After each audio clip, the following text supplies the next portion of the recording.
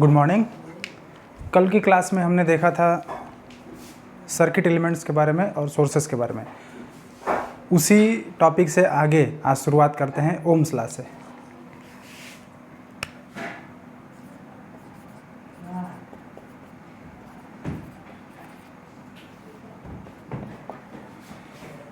एक German mathematician थे जिनका नाम था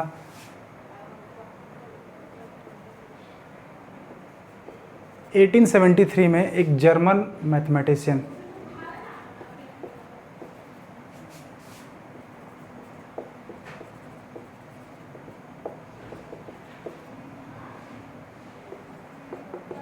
sir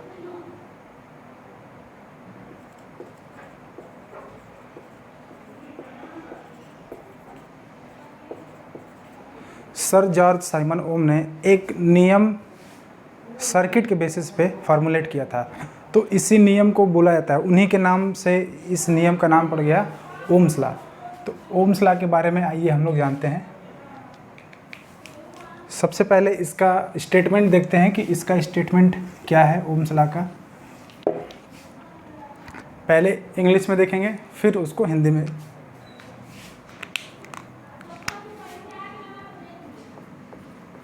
The current flowing through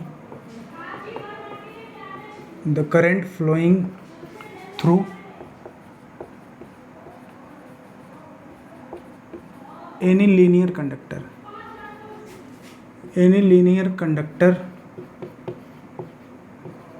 is the current flowing through any linear conductor is directly proportional to the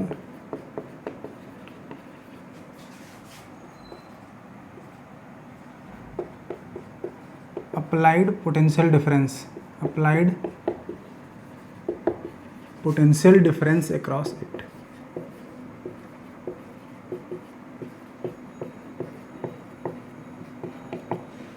Applied potential difference across it. देखिए इसका statement क्या कहता है। The current flowing through any linear conductor is directly proportional to the applied potential difference across it when physical conditions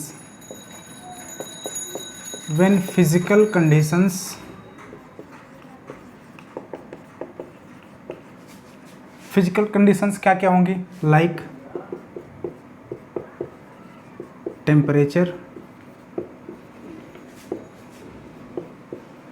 pressure etcetera are constant. देखिए Ohm's law का statement कहता है कि the current flowing through any linear conductor is directly proportional to the potential difference applied across it when physical conditions like temperature, pressure etcetera are constant.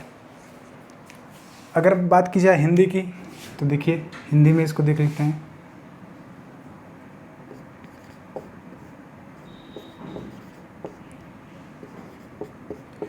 किसी चालक में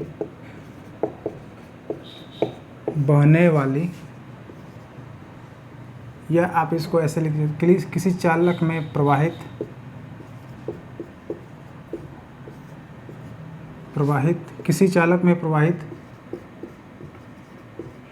विद्युत धारा उस चालक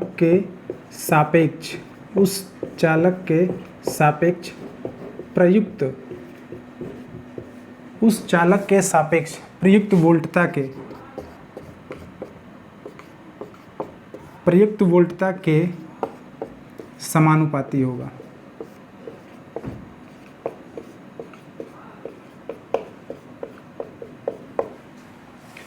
किसी चालक में प्रवाहित विद्युत धारा उस चालक के सापेक्ष प्रयुक्त वोल्टता के समानुपाती होगा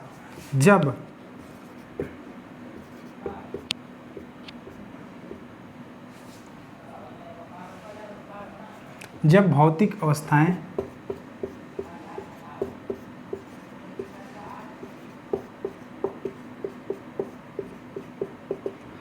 जैसे ताप, दाब आदि या इत्यादि आदि समान हो या नियत हो।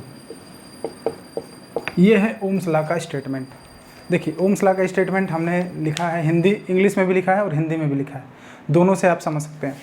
The current flowing through any linear conductor is directly proportional to the applied potential difference across it. Across it का मतलब उस कंडक्टर के अक्रॉस।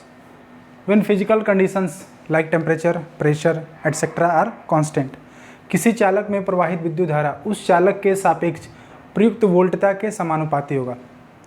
अब इसमें देखते हैं कुछ की फैक्ट्स देखते हैं जो आपके एग्जाम में स्ट्रिक्टली पूछ लिए जाते हैं। यहाँ पे अगर देखा जाए तो ओम्स लॉ किस प्रकार के चालक पे अप्लाई होगा। तो देखिए यहाँ पे लिखा है डायरेक्टली प्रोपोर्शनल टू, यहाँ पे लिखा है लीनियर कंडक्टर। लीनियर कंडक्टर का मतलब होता है रैखिक चालक। लीनियर प्रॉपर्टी क्या है इसके बारे में हम लोग डिस्कस करेंगे इसको जानने के बाद। देखिए अभी डिस्कस कर लेते हैं। लीनियर का मतलब क्या हुआ? लीनियर का मतलब ये हुआ कि अगर किसी भी चालक की, कोई ऐसा चालक जिसका वोल्टेज और करंट का रिलेशनशिप क्या हो, रैखिक हो, लीनियर हो या कांस्टेंट हो, जिस अनुपात में वोल्टेज बढ़े उसी अनुपात में क्या हो, करंट का मान बढ़े। तो जिस अनुपात में वोल्टेज का मान बढ़ता है उसी अनुपात में क्या है, करंट का मान बढ़े। सपोज़ यहाँ पे 2 वोल्ट है, धारा 1 एम्पियर। यहाँ पे अगर 3 वोल्ट है, सपोज़ अगर 4 वोल्ट है तो धारा 2 एम्पियर। देखिए उसी अनुपात में बढ़ रहा है। अगर यहाँ पे 6 एम्पियर हो गया तो धारा कितना हो गया,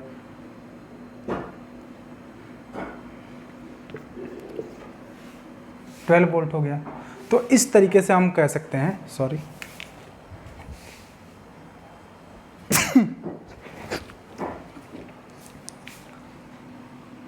लीनियर, इसी को बोला जाएगा लीनियर। लीनियर का मतलब रैखिक।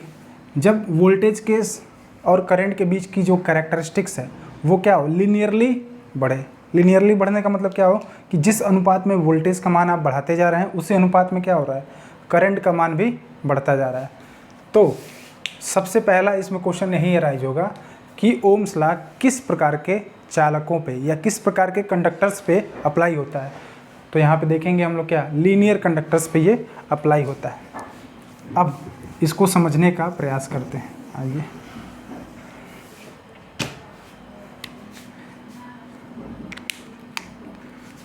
कोई चालक है, सपोज हमारे पास कोई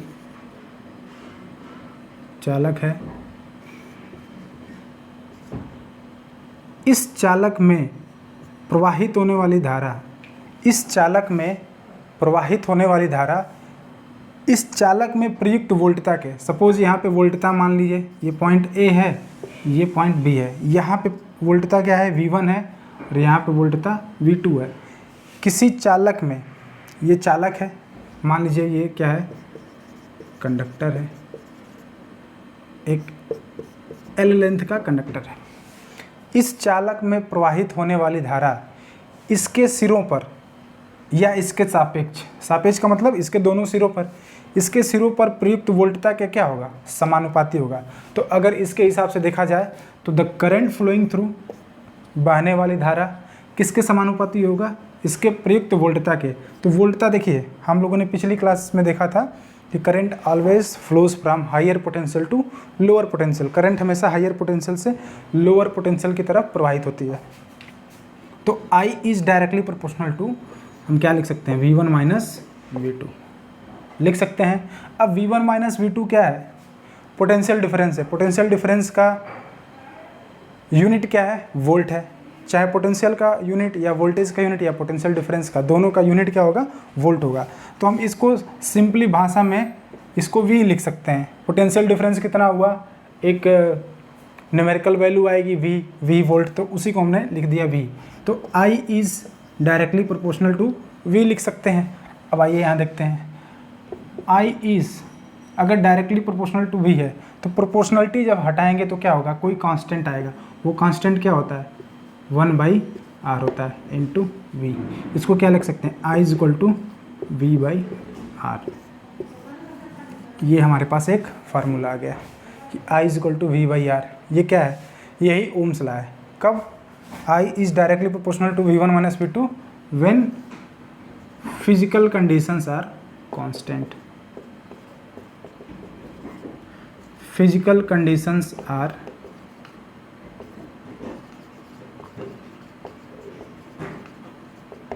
अब फिजिकल कंडीशंस को कांस्टेंट क्यों किया जाता है, कब कांस्टेंट होता है, इसको हम लोग देखेंगे। दूसरा क्वेश्चन आपसे इसमें ये पूछ लेता है,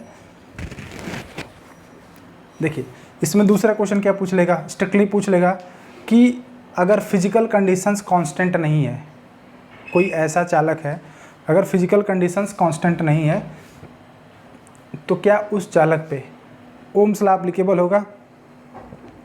तो आप कह सकते हैं कि नहीं। क्यों, क्योंकि ओम्स लॉ क्या है, करंट डायरेक्टली प्रोपोर्शनल है। तो जब फिजिकल कंडीशंस कांस्टेंट नहीं रहेगी तो जो चालक का रेजिस्टेंस है वो क्या होगा, वेरी होगा। हम लोग आगे के टॉपिक में देखेंगे कि variation of resistance on, variation of temperature and pressure on resistances.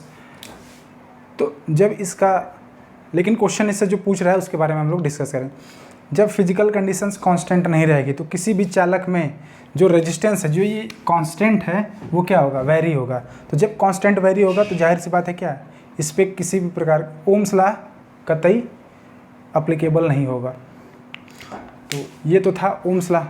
अब ओम्स लॉ से रिलेटेड यहाँ पे इसको हम अगर इक्वेशन 1 मान लें, इक्वेशन 1 मान लें।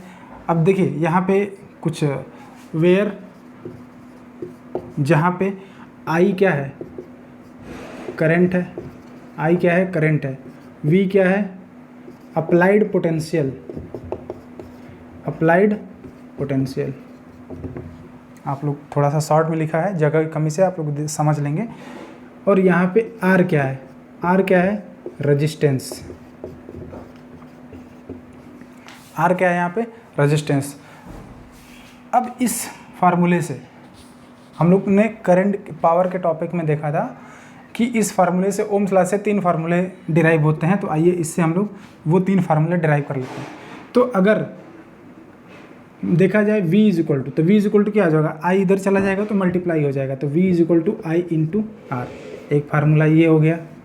दूसरा, अब इसको तीसरे फार्मूले से देख सकते हैं, R इज इक्वल टू, ये R इधर आएगा तो I क्या हो जाएगा, इसके नीचे आएगा, तो V/I is the R, V/I is the R। इससे 3 फार्मूले आ गए। एक स्क्रीनशॉट ले लीजिए। इसके बाद फिर हम लोग रेजिस्टेंस के बारे में बात करते हैं।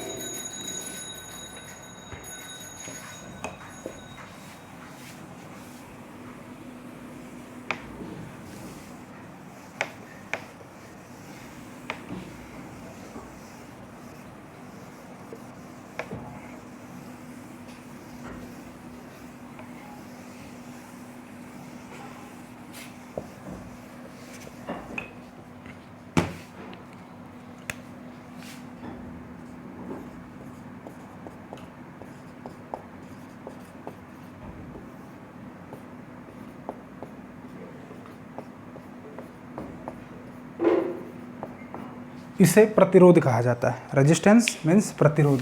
इसको R से प्रदर्शित किया जाता है। इसको किससे प्रदर्शित किया जाता है, R से। तो आइए देखते हैं रेजिस्टेंस क्या है। देखिए पहले आप 2 चीज़ों को समझिए। एक होता है रेजिस्टेंस, इसको प्रतिरोध बोलते हैं, जैसा ऊपर लिखा है, एक बार फिर लिख दिया हमने, इसको बोलते हैं प्रतिरोध। और दूसरा होता है रजिस्टर होता है। इसका मतलब होता है प्रतिरोधक। दोनों में हम लोग डिफरेंस समझेंगे। What is the difference between resistance and register. So here register is the property, register is the material and resistance is the property. बात कीजिए, देखिए आसान लैंग्वेज में, तो रजिस्टर क्या है, एक पदार्थ है। रजिस्टर क्या है, एक पदार्थ है। और रेजिस्टेंस क्या है, उसकी विशेषता है। अब इसकी विशेषता क्या कहता है, इसके डिफिनेशन में हम लोग देखते हैं। रजिस्टर एक पदार्थ है, जबकि रेजिस्टेंस क्या है, उसकी विशेषता है। तो आइए देखते हैं कि इसकी विशेषता रेजिस्टेंस का डिफिनेशन क्या है।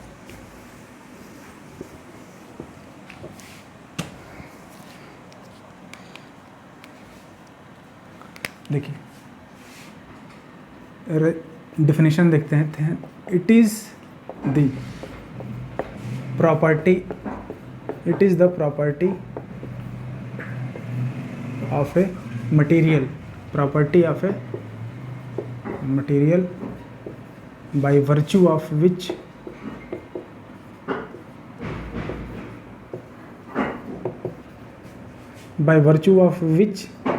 it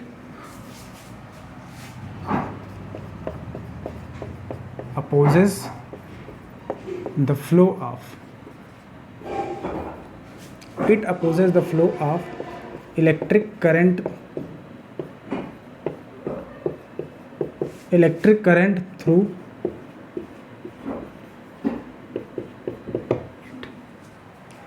सिंपल डिफिनेशन है। It is the property of a material, ये क्या है, हिंदी में इसको लिख देते हैं, किसी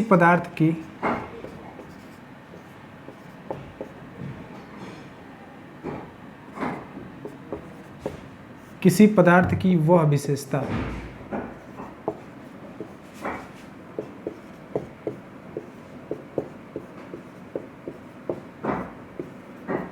जो उसमें होने वाले धारा प्रवाह का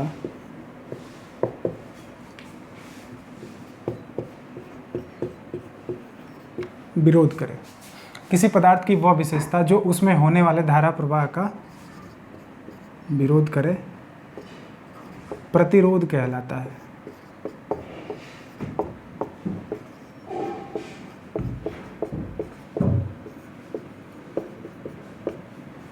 किसी पदार्थ की वह विशेषता जो उसमें होने वाले धारा प्रवाह का विरोध करे, वह प्रतिरोध कहलाता है।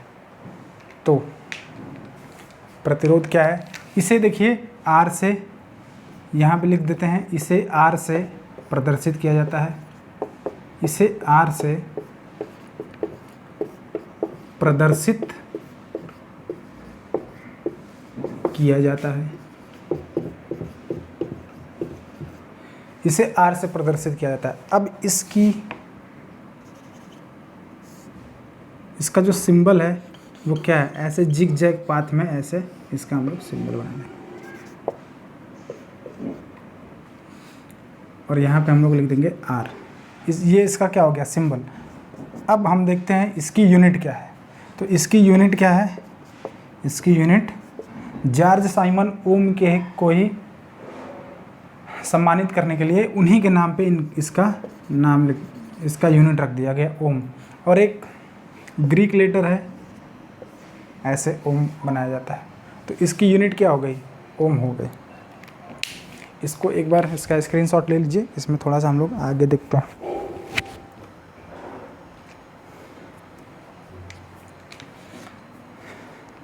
इससे रिलेटेड एक और चीज़ आपको बता देते हैं। देखिए सबसे पहले ये 2 टर्मिनल वाला डिवाइस है। अगर इसकी विशेषता की बात करें, रेजिस्टेंस की विशेषता की बात करें, तो ये तो प्रॉपर्टी थी रेजिस्टेंस, लेकिन ये जो एलिमेंट है या पदार्थ है रजिस्टर, इसकी विशेषता क्या है,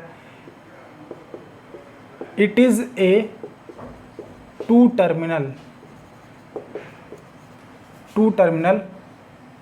एलिमेंट। ये क्या है, एक 2 टर्मिनल वाला एलिमेंट है। दूसरा, it is a passive element. क्या है, एक पैसिव एलिमेंट है। पैसिव एलिमेंट पिछली क्लासेस में हम लोग आप पिछली वीडियो देखेंगे, रिलेटेड वीडियो, तो उसमें हम लोगों ने देखा था पैसिव एलिमेंट क्या है। तो पैसिव एलिमेंट है एक, पैसिव एलिमेंट का मतलब ये किसी भी सिग्नल को जनरेट नहीं कर सकता, सिंप्लीफाई नहीं कर सकता, मॉडिफाई नहीं कर सकता, एम्पलीफाई नहीं कर सकता, रेक्टिफाई नहीं कर सकता, इसलिए क्या है, एक प्रकार का पैसिव एलिमेंट है। अब देखिए, it is a linear element. Linear element क्यों है? क्योंकि ओम्स लॉ इसके ऊपर फॉलो होता है। और इसकी जो प्रॉपर्टी होती है वी आई कैरेक्टरिस्टिक्स, वो क्या होती है, कांस्टेंट होती है। अब it is A bilateral device.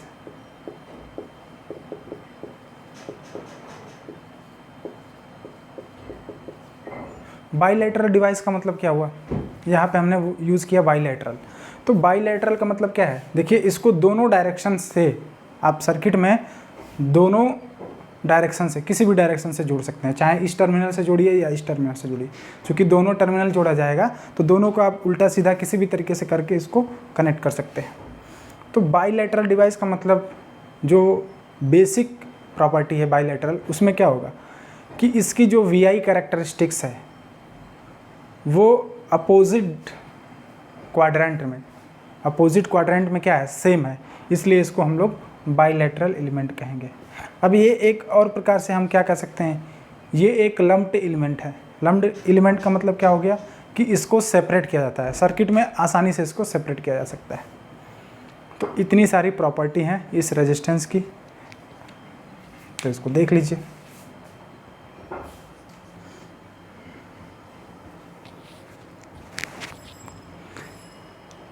अब बात करते हैं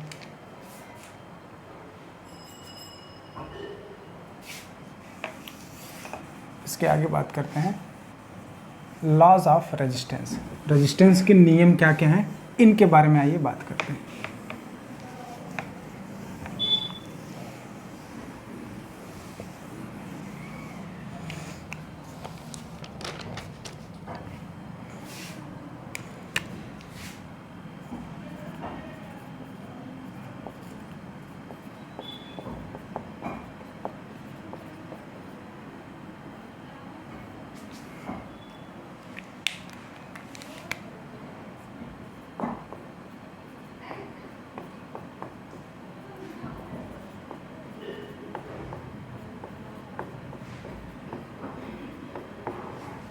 प्रतिरोध के नियम क्या कहते हैं?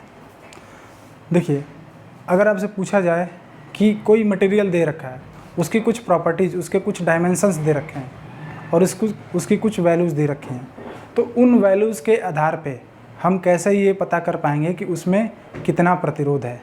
तो आइए देखते हैं कि कौन कौन सी वैल्यूज़ दे रखी होंगी, तो हम पता कर लेंगे उस मटेरियल का प्रतिरोध कितना है। नियम देखते हैं। किसी भी the resistance of a material, the resistance of a material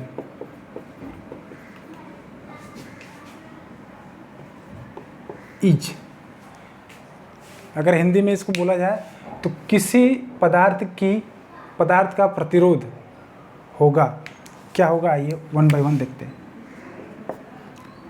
is directly proportional to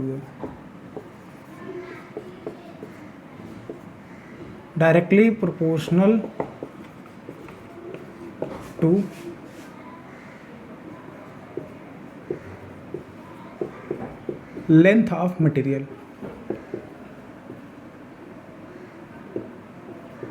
directly proportional to the length.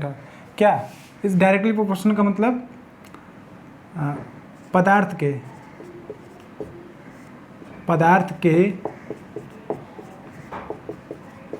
लंबाई के समानुपाती होगा, पदार्थ के लंबाई के समानुपाती होगा। किसी भी प्रतिरोध का, किसी भी मटेरियल का, किसी भी पदार्थ का प्रतिरोध उस पदार्थ के लंबाई के समानुपाती होगा, यानी कि R is directly proportional to L। R is directly proportional L का मतलब क्या हो, किसी भी मटेरियल का लेंथ जैसे जैसे उसकी लंबाई बढ़ेगी उसी प्रकार क्या होगा, उसका प्रतिरोध भी बढ़ेगा। ये बात ध्यान रखिएगा। दूसरा ये देखते हैं, दूसरी प्रॉपर्टी क्या है, दूसरा नियम क्या है, inversely proportional to the resistance of a material is inversely inversely proportional,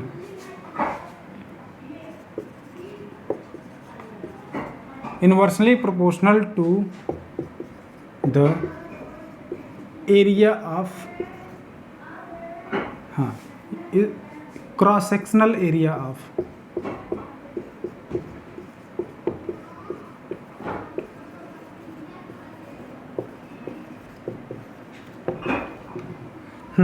inversely proportional to the cross sectional area of material. इन क्रॉस सेक्शनल एरिया का मतलब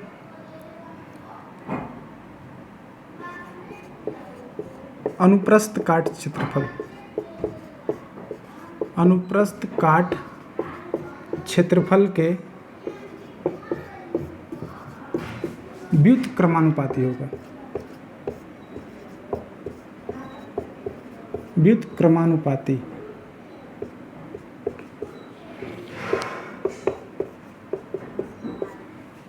अनुप्रस्थ काट क्षेत्रफल के व्युत्क्रमानुपाती होगा। अनुप्रस्थ काट क्षेत्रफल का मतलब क्या हो गया, आइए इसको हम लोग समझते हैं। देखिए क्षेत्रफल, ये जो डस्टर है अगर देखा जाए तो इसका क्षेत्रफल कितना होगा, तो इसका क्षेत्रफल आप क्या कर सकते हैं, लंबाई, ये देखिए एक आयताकार रूप में है तो लंबाई, लंबाई गुणे चौड़ाई गुणे ऊंचाई। अगर लंबाई length into breadth into height, अगर तीनों का मल्टीप्लाई कर दें तो क्या हो जाएगा, इसका एरिया निकल जाएगा। किसी भी आयत का एरिया क्या होता है, लेंथ इंटू ब्रेथ। अगर वो 2D पिक्चर है लेकिन ये क्या है, 3 डायमेंशनल है, तो 3 डायमेंशनल में क्या होगा, इसके थिकनेस से या ऊंचाई से इसका मल्टीप्लाई कर देंगे, तो जब ऊंचाई से इसका मल्टीप्लाई कर देंगे तो इसका पूरा एरिया आ जाएगा, तो इसको बोला जाता है एरिया। लेकिन अगर अनुप्रस्थ काट क्षेत्रफल की बात की जाए या क्रॉस सेक्शनल एरिया की बात की जाए, तो क्रॉस सेक्शनल एरिया क्या होता है, जो सामने वाला भाग है, पतला वाला भाग, ये जो दिख रहा है हमको, ये क्या हो जाएगा, ये इसका अनुप्रस्थ काट क्षेत्रफल हो जाएगा। अब देखिए किसी भी अगर कंडक्टर की बात की जाए तो कंडक्टर का जो लेंथ होता है काफ़ी बड़ा होता है। अगर तार की बात की जाए तो उसका लेंथ बड़ा होता है।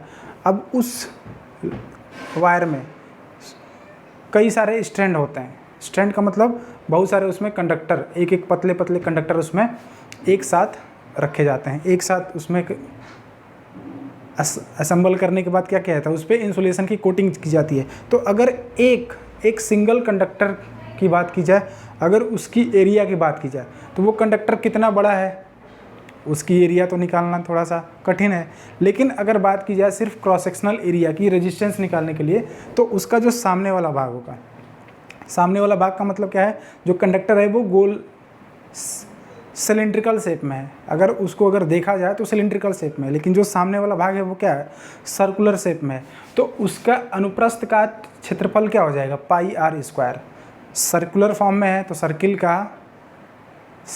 का एरिया क्या होता है, पाई आर स्क्वायर होता है, तो उसका क्षेत्रफल क्या हो जाएगा, पाई आर स्क्वायर। तो ये तो था डिफरेंस कि आप कैसे पता करेंगे कि अनुप्रस्थ का क्षेत्रफल क्या है और नॉर्मल क्षेत्रफल क्या है। अब तीसरा देखते हैं इसमें।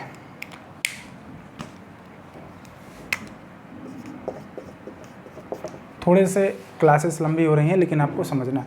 Are is inversely proportional to the area of cross section. Area of cross section, अगर एरिया ऑफ क्रॉस सेक्शन बढ़ाएंगे तो रेजिस्टेंस क्या होगा, घटेगा। किसी भी अगर लंबाई ज़्यादा है तो रेजिस्टेंस क्या होगा, बढ़ेगा, और एरिया अगर बढ़ रहा है तो रेजिस्टेंस घटेगा। एरिया को अगर घटाएंगे तो रेजिस्टेंस बढ़ेगा। इसके बाद the resistance of a material is depends upon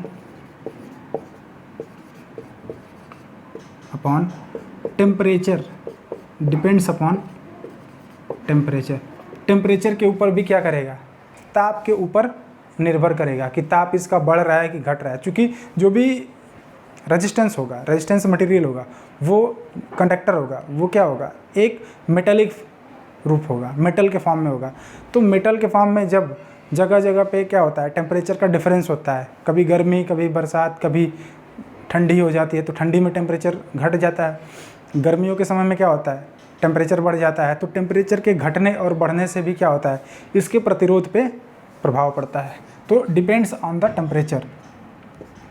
fourth property हम लोग देख लेते हैं, resistance of material is depends on also depends on type of material.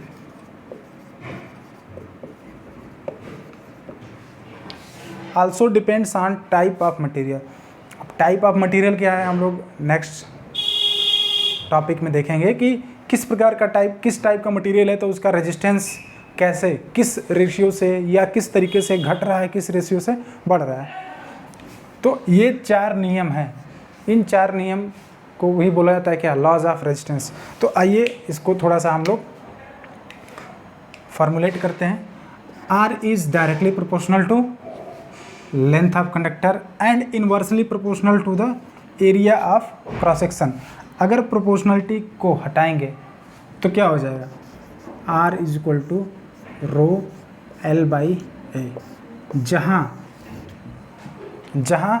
क्या होगा, R क्या है, प्रतिरोध है, रेजिस्टेंस मटेरियल का प्रतिरोध है, L क्या है, लंबाई, मैं लंबाई लिख रहा हूँ, आप लोग उसको देखिएगा, लेंथ ऑफ मटेरियल, उस जो कंडक्टर चालक है उसकी लंबाई, एरिया क्या है, अनुप्रस्थ काट क्षेत्रफल,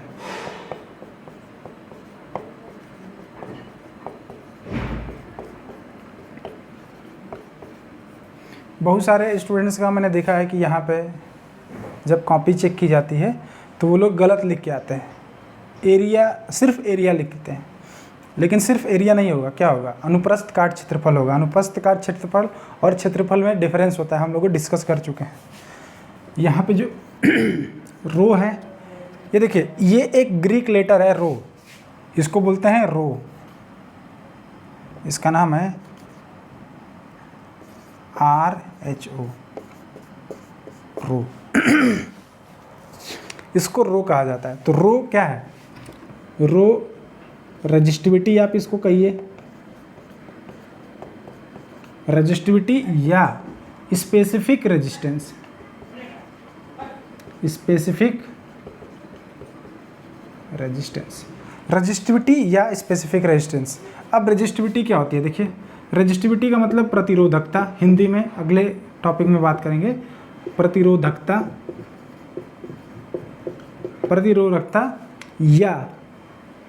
प्रतिरोधकता या क्या कह सकते हैं, विशिष्ट प्रतिरोध, विशिष्ट प्रतिरोध, विशिष्ट प्रतिरोध। तो R इज इक्वल टू क्या हो जाएगा, रो L बाई ए। इसका एक स्क्रीनशॉट ले लीजिए, आगे देखते हैं।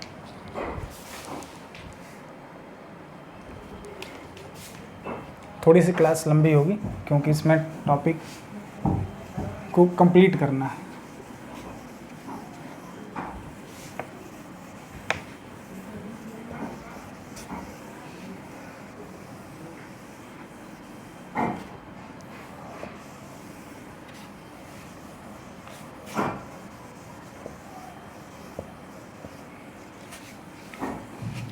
अगर आप नोट्स बना रहे हैं तो मैं जो बोल रहा हूँ उसको साथ साथ लिखते चलिए, क्योंकि जितनी बातें बोली जा रही हैं वो सारी चीज़ें इंपॉर्टेंट हैं और हर तरीके से टेक्निकल। आप जानते ही हैं कि एक समुद्र है, सागर है, इसमें हम लोग छोटी मछलियाँ हैं, थोड़ा बहुत जानते हैं। जो बड़े बड़े प्रोफेसर्स हैं वो भी थोड़ा थोड़ा जानते हैं। एक छोटे टॉपिक पे ही पूरी की पूरी सब्जेक्ट है। अगर बात की जाए बीटेक लेवल की, एमटेक लेवल की, अगर बीटेक में हम लोगों ने पावर सिस्टम पढ़ा, पावर सिस्टम के 3 टॉपिक थे, तीन सेमेस्टर में 3 सब्जेक्ट थे।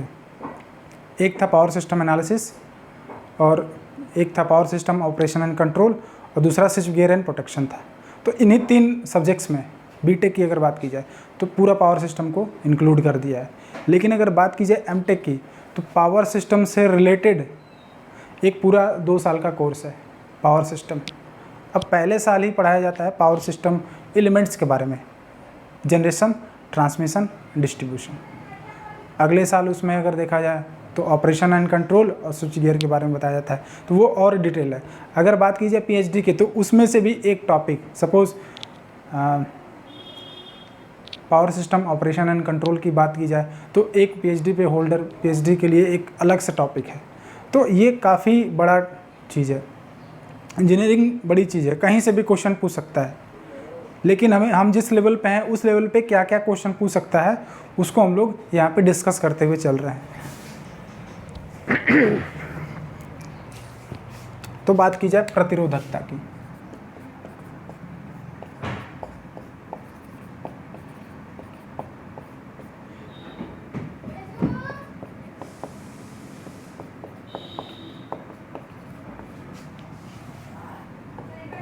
रजिस्टिविटी की बात की जाए, सपोज ये एक हमारे पास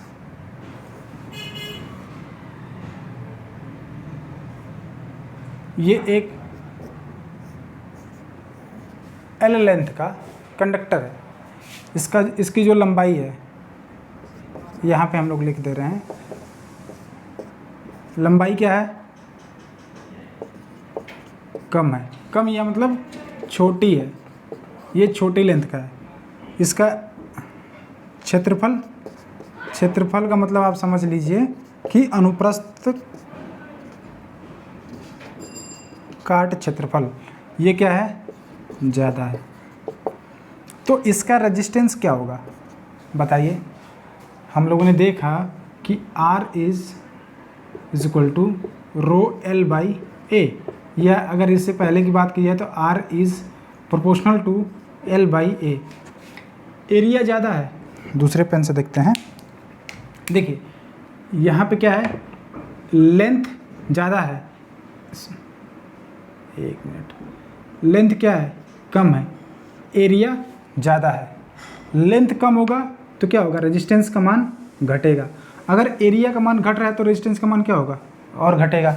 यानी कि यहाँ पर रेजिस्टेंस क्या होगा, रेजिस्टेंस का मान कम होगा, रेजिस्टेंस का मान क्या होगा, कम होगा। अगर बात की जाए थोड़ा सा बड़े चालक की, तो यहाँ पे देखिए ये जो लंबाई है वो क्या हो जा रही है, बढ़ रही है, इसकी लंबाई क्या हो जा रही है, लंबाई ज़्यादा है। अनुप्रस्थ काट क्षेत्रफल क्या है, इसका एरिया, अनुप्रस्थ काट क्षेत्रफल क्या है, देखिए एरिया कम है। इसके बाद अब इसका रेजिस्टेंस क्या होगा, प्रतिरोध क्या होगा। देखिए अगर बात की जाए प्रतिरोध की, तो अनुप्रस्थ काट क्षेत्रफल, लंबाई इसकी क्या है, ज़्यादा है, तो एरिया इसका क्या होगा, ज़्यादा होगा। अनुप्रस्थ काट क्षेत्रफल क्या है, कम है, तो ये इन्वर्सली प्रोपोर्शनल है। तो इन्वर्सली प्रोपोर्शनल, जब जितना ये कम होगा उतना ही ये क्या होगा, ज़्यादा होगा। तो इसका प्रतिरोध क्या होगा, ज़्यादा होगा।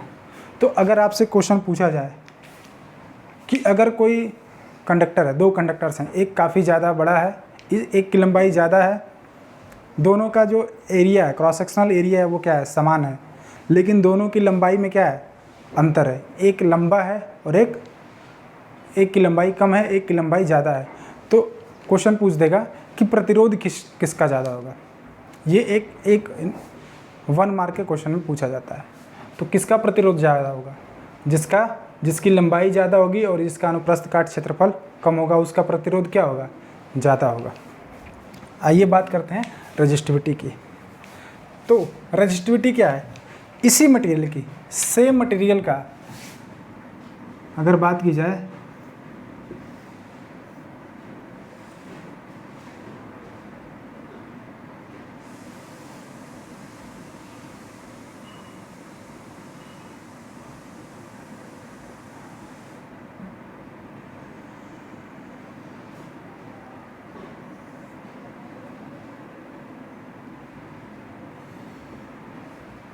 बात की जाए अगर इसी मटेरियल की, तो इस मटेरियल का जो सिरा होगा,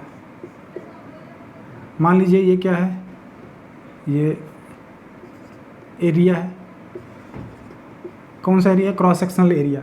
अब इसकी लेंथ क्या है, यूनिट लेंथ है, L is equal to 1 centimetre, ये भी 1 सेंटीमीटर, ये भी 1 सेंटीमीटर, ये भी क्या होगा 1 सेंटीमीटर। तो प्रतिरोध क्या है? प्रतिरोध की अगर डिफिनीशन देखी जाए तो इसी मटेरियल के यूनिट क्यूब का मतलब क्या? देखिए,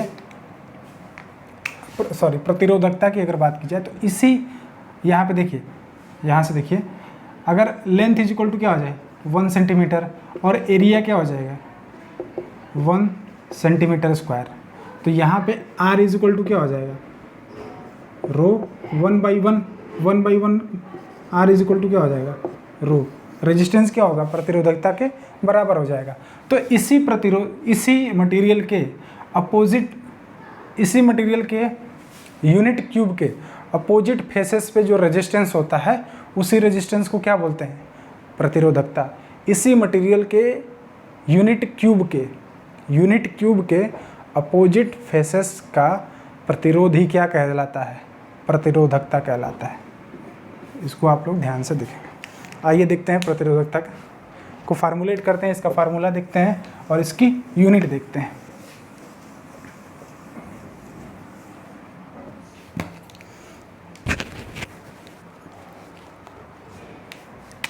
जैसा कि हम लोगों ने डिराइव किया था R is equal to rho L by A. जहाँ पे रो क्या था? प्रतिरोधकता था। तो रो ए को अगर इधर ले जाएंगे तो R A बाई क्या हो जाएगा रो इंटू L हो जाएगा। अब यहाँ से रो इज इक्वल टू क्या हो जाएगा L इधर आ जाएगा तो R A बाई L, ये हो गया प्रतिरोधकता का फार्मूला। अब इसकी यूनिट की बात की जाए तो R की यूनिट क्या है? ओम है। एरिया की यूनिट क्या है? मीटर स्क्वायर है। लेंथ की यूनिट क्या है? मीटर है। तो अगर यहाँ पे हम लोग को देखा जाए, इसकी यूनिट के बारे में बात की जाए तो ओम इंटू एरिया की यूनिट मीटर स्क्वायर और लेंथ की यूनिट मीटर। तो 1 मीटर से 1 मीटर कैंसिल हो गया, तो इसकी यूनिट क्या हो जाएगी? Ohm metre. Ohm metre will be the unit of resistivity. आज के लिए इतना ही। लेक्चर काफ़ी ज़्यादा लंबा हो गया। उम्मीद करता हूँ आपको अच्छे से समझ में आया होगा। तो इसका एक स्क्रीनशॉट ले लीजिए। धन्यवाद।